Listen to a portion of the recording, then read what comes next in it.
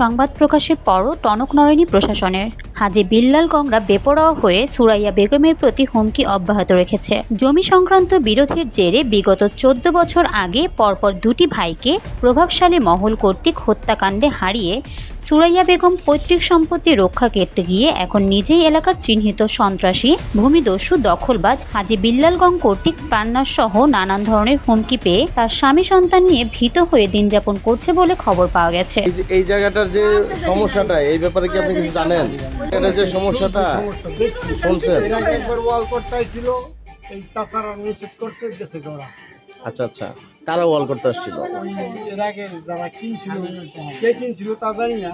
আচ্ছা, শুনছি যে এখানে ওয়াল করতে মানে আসলে আদৌ কেউ কিনছে কিনা সেটাও জানেন না, বাট কোনো লোকজন এসে এটা ওয়াল করতে নিছিল, তখন তারা এসে বাধা দিলে তারা ওয়াল করে নাই, এরকম ছিল বিষয়টা না? জানা যায় ঢাকার দক্ষিণ কেরানীগঞ্জের চুনকুটিয়া মৌজার RS দাগ নং 935 ও SA দাগ নং 552 মোট 13 শতক জমি পৈতৃক সূত্রে প্রাপ্ত হয়ে সুরাইয়া বেগম ভোগ দখলে রয়েছেন। বাড়ির পাশে এই যে জমিটা নিয়ে মালিক সাহেবের এই যে জায়গাটা নিয়ে যে সমস্যা, এই ব্যাপারে আপনি কিছু জানেন?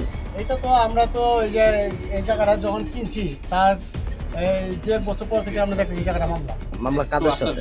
মালিকদের সাথে, আর যারা আগে এই টাকাটা কিনছে। কোন জায়গাটা কিনছে? আপনার পাশে যে খালি জায়গাটা, এটা কিনছে কারা? এটা কিনছে তো কয়েকজনের সবার নাম দশ করতে পারি না।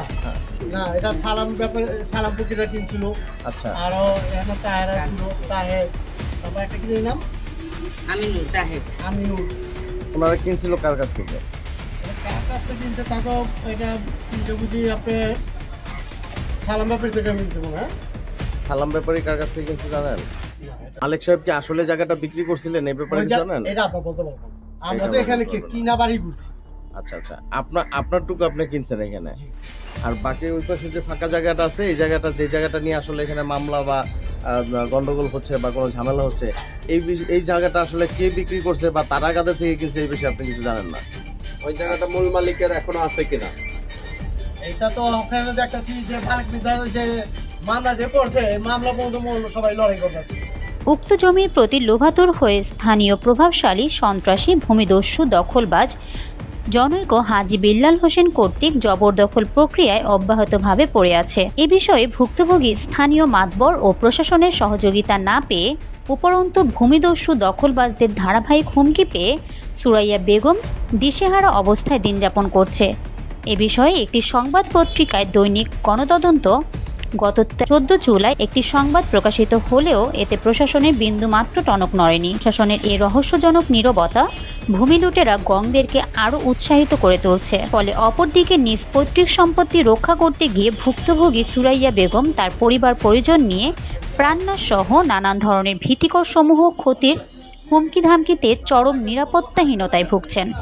এমতাবস্থায় প্রশাসন যদি দখলবাজ হাজী বিল্লাল হোসেন গংদের বিরুদ্ধে কার্যকর আইনানুগ ব্যবস্থা গ্রহণ করে, তবে হয়তো সুরাইয়া বেগমের পৈতৃক সম্পত্তি রক্ষিত ও পরিবার নিরাপদে থাকবে, নয়তো বিঘ্নিত হবে জানমালের নিরাপত্তা, আর পৈতৃক সম্পত্তিটুকুও বেহাত হয়ে যাবে বলে মত দিয়েছেন বিজ্ঞমহল। এই দিনের দুপুরে এই যে গাছগুলা ছিল এই জমির উপর, তারা এরকম জুলুম করে কেটেছে।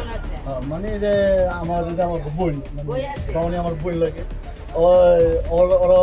দাবি করতে আমরা হেটা বলতেছিলাম দুই গ্রুপের মধ্যে এরা কাগজের মালিক ঠিক আছে, কাগজের মালিক কাগজপত্র আমি দেখিনি, যখন ওরা সায়েন্সের মেয়ের কাছে দিচ্ছে আর দেখাইছে, এরা বলতে পারবো কাগজপত্র কত সঠিক আমি দেখিনি। আমি কিভাবে বলবো? গাছ দুই গ্রুপে আমাদের জায়গায় গাছ কাটছে কারা? এটা গাছ কাটছে যে গ্রুপে আগে হলো নাম কি তাদের? আবু কালাম, আবু কালাম এই জায়গায় কি আগে অন্য কেউ দখলে ছিল? ওরা দখলে, নাম কি ওনাদের জানেন? আবু কালাম, তাহের, ওরা আবার কার কাছে বিক্রি করছে সেটা তো আমি জানি। আচ্ছা, ওনাদের বাবার নাম তো মালিক সাহেব নাকি? আর হ্যাঁ, বাবার নাম মালিক সাহেব। আচ্ছা, মালিক সাহেব কি এই জায়গাটা বিক্রি করছে, এই ব্যাপারে কিছু জানেন? কিনে নিছে, মানে মালিক সাহেব কিভাবে কিনে নিছে না নিছে কাগজপত্র তো আমি দেখি দিই। এখন মানে ওরা কইতাছে যাবি, আর যখন এটা একটা মীমাংসা হওয়া দরকার। আচ্ছা।